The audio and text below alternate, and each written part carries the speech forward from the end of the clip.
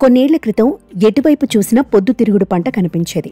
గ్రామాల్లో రైతులు ఎక్కువగా ఈ పంట సాగుపైనే దృష్టి సారించేవారు. సాగు ఖర్చు తక్కువ రావడం, దిగుబడి, లాభం అధికంగా ఉండడమే ఇందుకు కారణం. అయితే రాను రాను విత్తన నాణ్యత తగ్గడంతో పాటు ఆశించిన స్థాయిలో దిగుబడి రాకపోవడంతో రైతులు ఈ పంట సాగును వదిలేశారు. దీంతో వేలాది ఎకరాల్లో సాగయ్యే పొద్దుతిరుగుడు పంట నేడు 10ల ఎకరాల్లో కూడా కనిపించటం లేదు.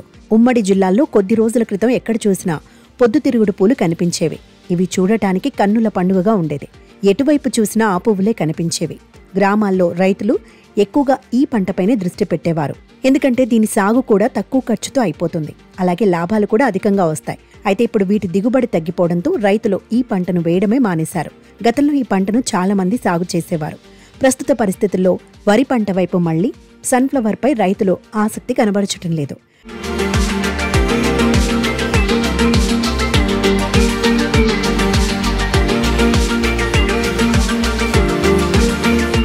ప్రస్తుతం వ్యవసాయ శాఖ అధికారులు ప్రత్యామ్నాయ పంటల వైపు మొగ్గు చూపాలని రైతులకు అవగాహన కల్పిస్తున్నారు. గడిచిన 5 ఏళ్ల నుంచి కొన్ని ప్రాంతాల్లో ఈ పొద్దుతిరుగుడు పంట అసలు కనిపించటం లేదు.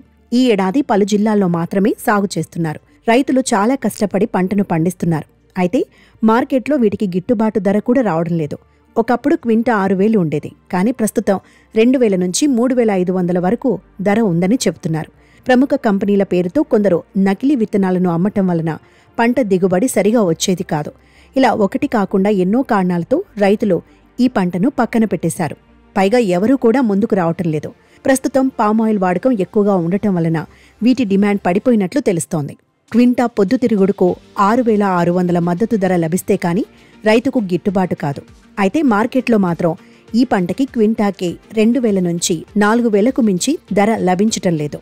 దీంతో రైతులు ఈ పంటను సాగు చేసేందుకు ఏమాత్రం ముందుకు రావడం లేదు. పొద్దుతిరుగుడు సాగుకు ఖర్చు తక్కువ. అయితే దిగుబడి పడిపోవడంతో పాటు మార్కెట్లో గిట్టుబాటు ధర లభించటం లేదు. దీంతో పొద్దుతిరుగు సాగు చేయటం లేదు.